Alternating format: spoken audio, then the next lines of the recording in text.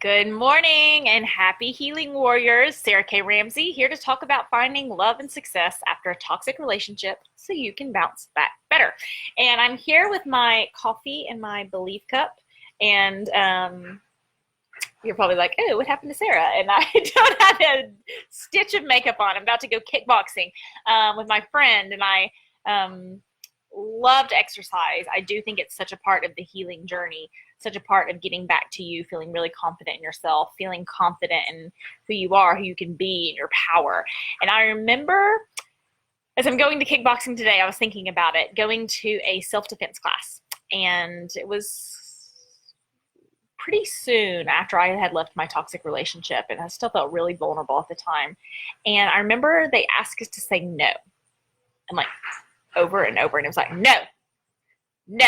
And it was an oddly empowering and odd experience to say no, and with just force and might. And as women, we are not taught to do that. I can't imagine any other time in my life other than that class that someone really had me say that. You know, as parents, we don't want our children to tell us no, so we don't help them vocalize that. As teachers don't want their students to tell them no, so we don't. You've probably not been taught to say no. And if you have been taught to say no, it's been a bad thing, or you felt guilty. I know I did. And so just that power of no. So if you've not done a self-defense or kickboxing class, I highly recommend it, because there's such power in no. And knowing ourselves well enough to be able to say no to what we want to say no to, and knowing ourselves well enough to be able to say yes to what we want to say yes to, because so often we find ourselves saying yes in a way that violates our boundaries and saying no to things that could possibly move us forward. I have someone very close to me who was talking about dating, and she was like, oh my gosh, you just found Ben and everything worked out for you, and everything just always seems to work out for you. And I was like,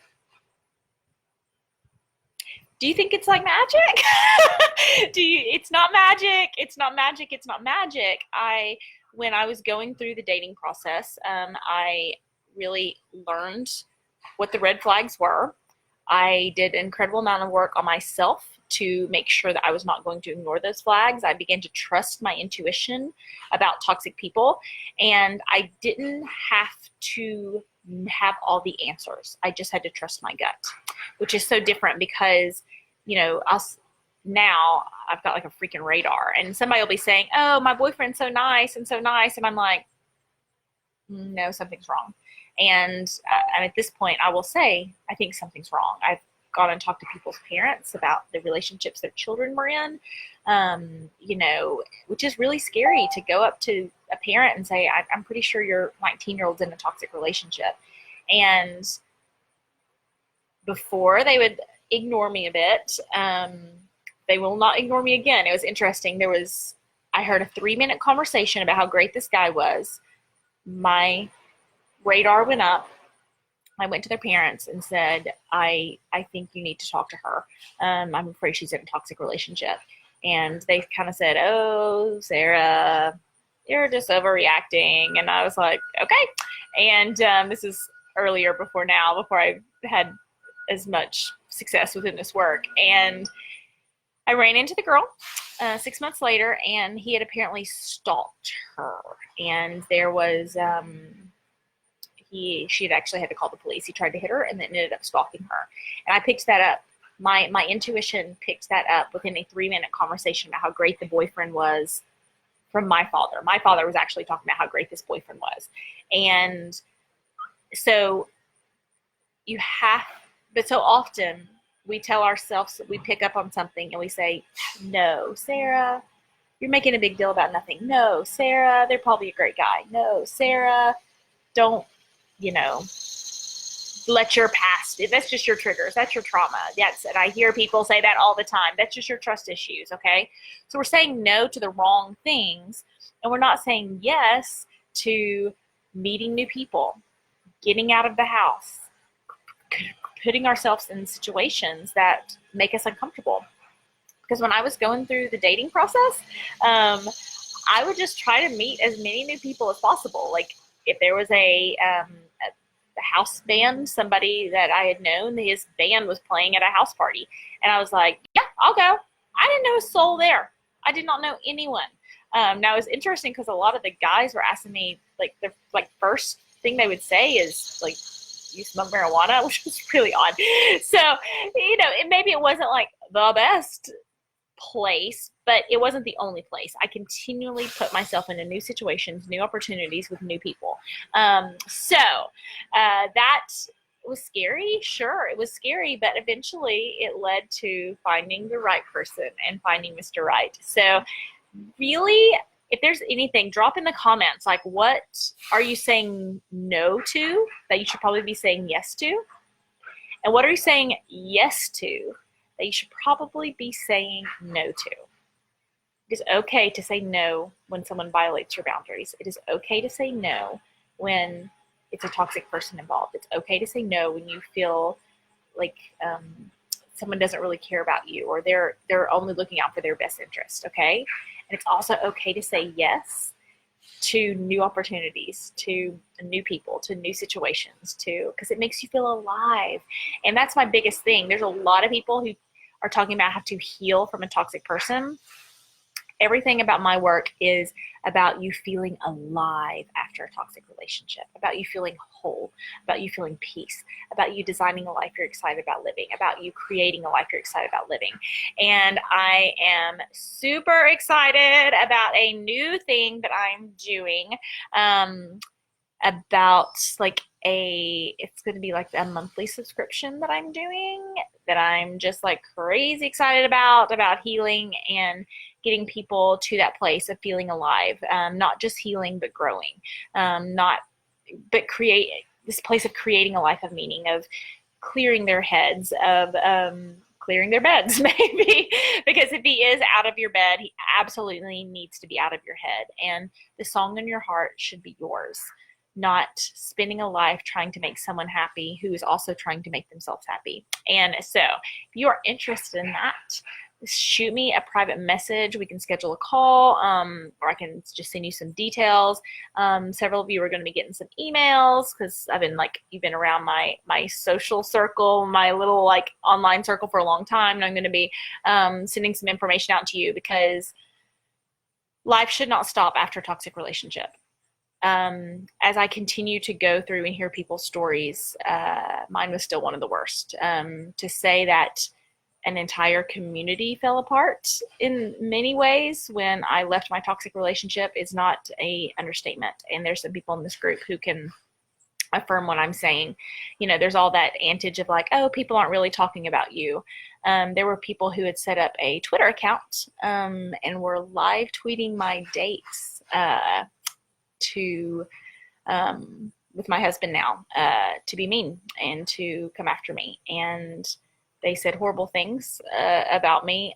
They said that I wasn't a good person, that I was crazy, that I'd flipped out. And it was really just saying, no, you can't treat me like this anymore. No, I don't put up with that anymore. No, I tried hard and nothing I tried ever worked. And then saying yes to myself, saying, yes, you do deserve better. Yes, you can do better. No, it was not your fault. Yes, you did everything you could. Yes, you tried as hard as you could. And it is so nice to put my head on the pillow every night and to know that I had did absolutely everything I could have possibly tried 100,000 times, literally 100 times. And I had someone recently who I really respect, and they talked about, they only knew me at the end of my relationship. They didn't see the beginning, the love bombing, anything like that at the beginning. Of course, there wasn't really any of that. It was, but it is for most people. And they talked about who I was within that relationship because they asked me the question, is love ever wasted? And I said, no, I don't think love's wasted. And she said, how can you not say that you wasted that time? How I saw what you went through. I saw the hell you were living in. I saw who you were. How can you not say that time was wasted? I said, because I'm not wasted, because that's who I am. Because I wake up with confidence knowing I'm a good person, that I did the right thing, that I loved well. And so then I went into my relationship with my husband now with such confidence of like, I am a good lover, both like, the normal way we think of lovers, and the loving him with my heart, loving him with my soul, loving him with commitment to making a relationship with work, loving him with kindness, thinking of him, showing up each day, being a support system to him. I am good at loving. And so was it stupid that I loved that person and wasted that time? Sure, I will absolutely. And I was very clear. I said, yes, it was stupid, but it wasn't wasted, because I am still who I am. And she talked about, at the end of the relationship, she talked about how good I still was, how patient, how kind, how giving, how you could see how hard I was trying to make it work, to, at that point, I wasn't trying to end things, I was trying to fix things. And she just said, well, she's actually, I'm going to start crying when I say this. She actually said, I think of Jesus. What would Jesus do? And then I think of what would Sarah do? Because I have seen you in so many circumstances just act in loving and kind and amazing ways to people who are just awful. But I also see you stand up and be strong. You're not a pushover. You don't just roll over and take it. You make plans to change it. And that's a weird thing to be vulnerable about, because it feels like braggy or feels like whatever. And that's kind of something in my own life as I show up Make It Free and my vulnerability alert. Because sometimes it's easy to talk about even some of the bad things that happen to us, but it's almost hard to, even with all the work I've done, to like brag on myself and say, no, I did it. I did all this work and I got to this place and I made the changes and I invested in myself and I did the hard things and I put myself in uncomfortable situations and I didn't get stuck in my head. I took action.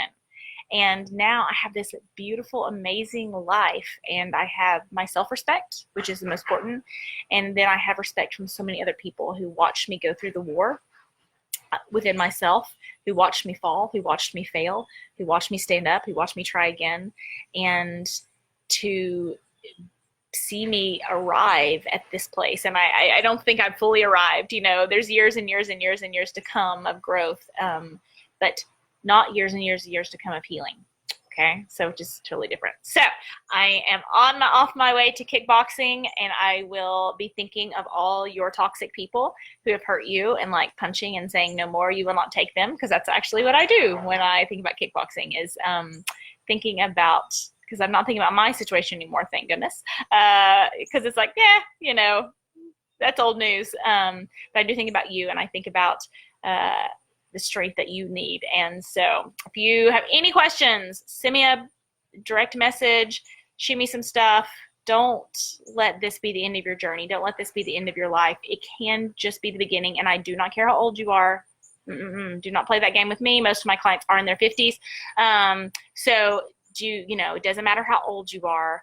It matters that you start from today, okay? Because you're always younger than someone else and older than someone else. It's just part of it. So much love, and we will talk soon. Happy Healing Warriors.